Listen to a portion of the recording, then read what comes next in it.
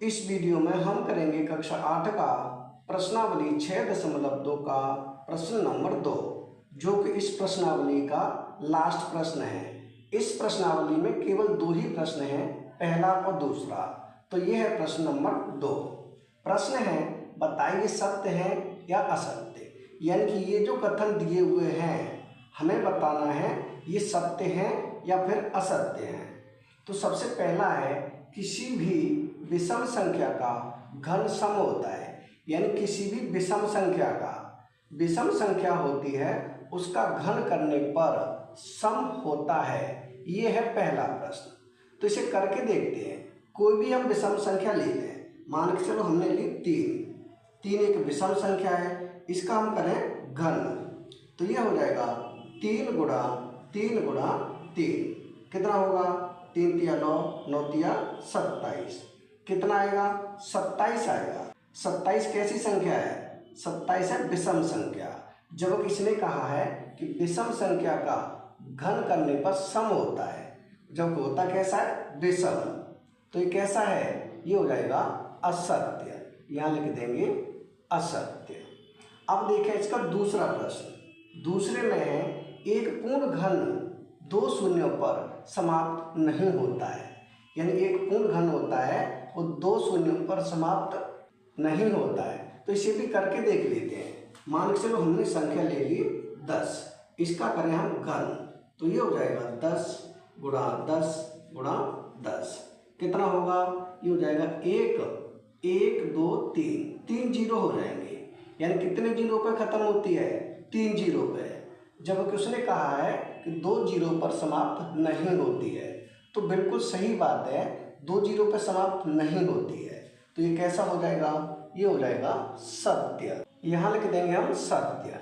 कैसा हो जाएगा? ये सत्य हो जाएगा, क्योंकि कोई भी पूर्ण घन संख्या होती है वो 2 जीरो पर समाप्त नहीं होती है। अब देखिए इसका तीसरा प्रश्न। तीसरे में है, यदि किसी संख्या का वर्ग 5 पर समाप्त होता है तो उसका घन 25 पर समाप्त होता है। तो ये हो जाएगा असत्य। यानी कि अगर किसी संख्या का वर्ग 5 पर समाप्त होता है तो उसका घन 25 पर समाप्त होगा। यानी हो भी सकता है और नहीं भी। तो ये कैसा हो जाएगा? ये हो जाएगा असत्य। यहाँ लिख देंगे असत्य। यहाँ लिख देंगे असत्य। अब देखें इसका चौथा प्रश्न। चौथा प्रश्न है, ऐसा कोई पूर्ण घन नहीं है जो 8 पर समाप्त होता है।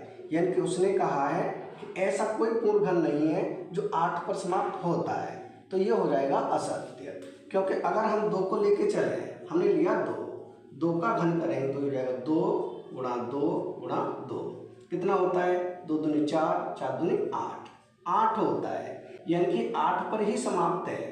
जब उसने कहा है कि पूर्ण घन वाली संख्या 8 पर समाप्त नहीं होती है। तो ये कैसा हो जाएगा? ये हो जाएगा असत्य। यहाँ लिख देंगे असत्य। ये हो जाएगा असत्य। अब देखिए इसका पांचवा प्रश्न। पांचवें है, 2 अंकों की संख्या का घन 3 अंकों वाली संख्या हो सकती है। यानी कि 2 अंकों वाली संख्या का जो घन है वो 3 अंक वाली संख्या हो सकती है। तो इसे भी हम करके देख लें। 2 अंकों की सबसे छोटी संख्या होती है 10। अगर हम 10 का घन करें, यानी हो जाएगा 10 गुणा 10 गुणा 10, कितना हो जाएगा? 1000 हो जाएगा। कितने अंक हैं? 1 2 3 4 अंक हैं। यानी कि 2 अंकों की सबसे छोटी संख्या का घन करने पर 4 अंक आ रहा है। जब उसने क्या कहा है? 2 अंकों की संख्या का घन 3 अंकों वाली संख्या हो सकती है। तो ये कैसा हो जाएगा? ये हो जाएगा असत्य। ये हो जाएगा असत्य। अब देखिए हम इसका छठवां प्रश्न। छठवें प्रश्न में है, 2 अंकों की संख्या के घन में 7 या अधिक अंक हो सकते हैं। यानी कि 2 अंकों की जो संख्या होती है उसका घन करने पर 7 अंक या उससे भी अधिक आ सकते हैं? नहीं आ सकते। ये हो जाएगा असत्य। कैसा हो जाएगा? असत्य हो जाएगा। अगला है इसका 7वां प्रश्न।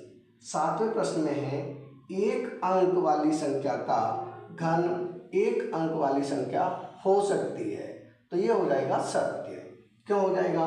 मान के चलो हमने ली एक अंक वाली संख्या 1, उसका करेंगे घन, तो ये हो जाएगा 1 गुणा 1 गुणा 1, कितना होगा? 1 ही होगा। यानी कि एक अंक वाली संख्या का घन एक अंक वाली संख्या हो सकता है, तो ये कैसा हो जाएगा? ये हो जाएगा सत्य। ये हो जाएगा हमारा 7वें भाग का उत्तर, यानी कि 7वें प्रश्न का उत्तर। यानी कि पहले प्रश्न का उत्तर होगा असत्य और दूसरे का उत्तर होगा सत्य, तीसरे का उत्तर होगा असत्य, चौथे का उत्तर होगा असत्य, पांचवें का उत्तर भी होगा असत्य, छठवें का उत्तर भी होगा असत्य, सातवें का उत्तर होगा। यानी इस प्रश्न के सभी भाग हो चुके हैं कंप्लीट, यानी कि प्रश्न नंबर 2 हो चुका है कंप्लीट। अगर वीडियो पसंद आए तो लाइक करें, कमेंट करें, अपने दोस्तों के साथ शेयर करें। धन्यवाद।